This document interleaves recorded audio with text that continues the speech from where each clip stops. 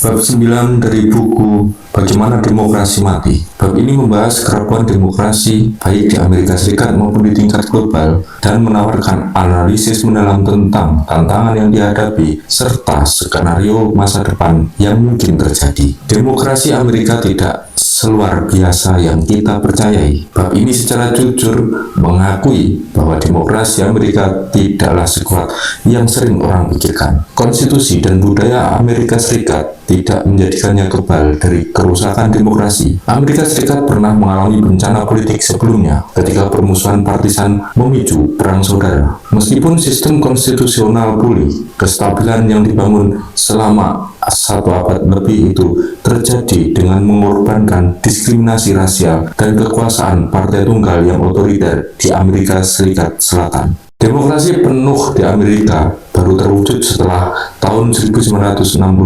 Anehnya, proses demokratisasi ini justru memicu pergeseran fundamental pada pemilih Amerika yang menyebabkan polarisasi mendalam antar partai. Polarisasi inilah yang memicu pelanggaran norma yang sekarang mengancam demokrasi Amerika. Resesi demokrasi global, mitos atau ancaman nyata. Ada persepsi yang meluas bahwa demokrasi sedang mundur di seluruh dunia dengan contoh-contoh seperti Venezuela, Thailand, Turki, Hungaria, dan Polandia. Larry Diamond, seorang ahli demokrasi terkemuka, bahkan percaya bahwa kita telah memasuki masa resesi demokrasi. Bab ini setuju bahwa kondisi internasional saat ini kurang mendukung demokrasi dibandingkan tahun-tahun setelah Perang Dingin, ketika negara-negara demokrasi liberal Barat tak tertandingi dalam kekuatan militer, ekonomi, dan ideologi. Namun, dokumen ini juga meragukan klaim resesi demokrasi global sebelum terpilihnya Donald Trump. Meskipun kondisi internasional memburuk, negara-negara demokrasi yang ada terbukti tangguh.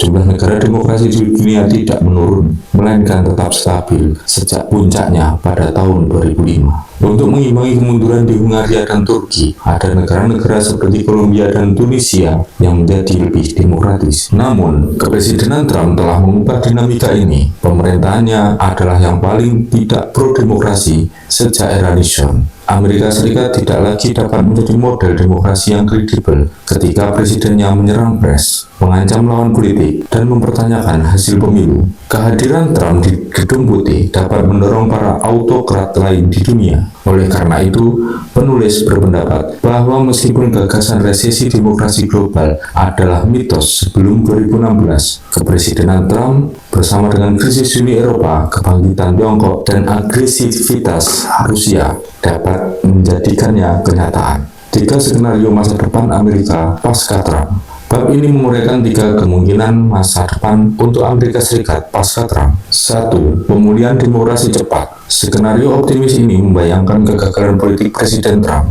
entah karena ia kalah dalam pemilu, dimakzulkan, atau dipaksa mengundurkan diri. Kegagalan ini menguatkan Partai Demokrat dan mungkin memicu reformasi meningkatkan kualitas demokrasi, seperti yang terjadi setelah Nixon mengundurkan diri. Namun penulis menganggap skenario ini kecil kemungkinan, mengingat serangan terhadap norma demokrasi dimulai jauh sebelum Trump menjabat. Hanya dengan mencopotnya tidak akan secara ajaib memulihkan demokrasi yang sehat. Kedua, masa depan yang gelap. Dalam skenario ini, Presiden Trump dan Partai Republik terus unggul dengan mengandalkan daya tarik nasionalis kulit putih. Partai Republik pro-Trump akan menggunakan teknik main kasar konstitusional untuk membangun mayoritas pemilih kulit putih yang bertahan lama. Ini dapat dilakukan melalui deportasi skala besar, pembatasan imigrasi, dan pembersihan daftar pemilih. Upaya-upaya ini, yang sangat anti-demokrasi, dapat memicu penolakan yang meningkat menjadi konfrontasi, bahkan konflik kekerasan. Skenario ini dianggap tidak mustahil karena sejarah menunjukkan bahwa kelompok etnis mayoritas yang menyusut jarang mau melepaskan status dominan tanpa perlawanan. Ketiga, demokrasi tanpa pagar solid. Ini adalah skenario yang paling mungkin terjadi di masa depan ini. Demokrasi akan terus dicirikan oleh polarisasi, pelanggaran aturan politik tak tertulis, dan perang antar lembaga. Terlepas dari keberhasilan atau kegagalan Trump, bab ini menggunakan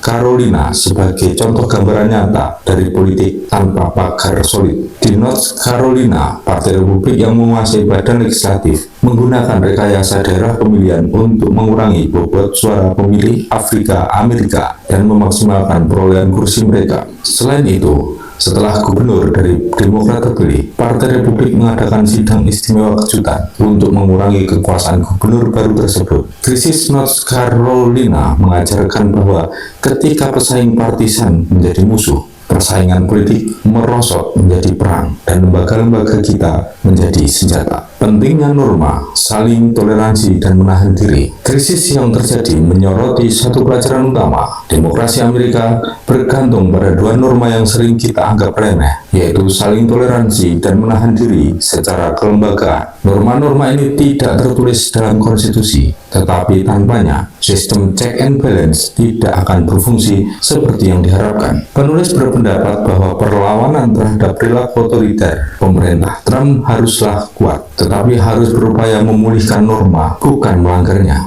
Oposisi harus berpusat di lembaga-lembaga demokrasi seperti Kongres, pengadilan, dan pemilu. Penulis juga menyarankan perlunya membangun koalisi luas pro-demokrasi yang dapat menjembatani jurang yang menganga antara dua kubu partisan utama di Amerika. Ini membutuhkan kesediaan untuk mengesampingkan perbedaan dan berkompromi dan belajar dari sejarah seperti yang terjadi di Chili. Pada akhirnya, nasib demokrasi Amerika tidak tergantung pada satu pemimpin atau satu partai, melainkan pada upaya kolektif warga. Tugas generasi saat ini bukanlah untuk membela demokrasi dari ancaman luar, tetapi untuk mencegah mati dari dalam.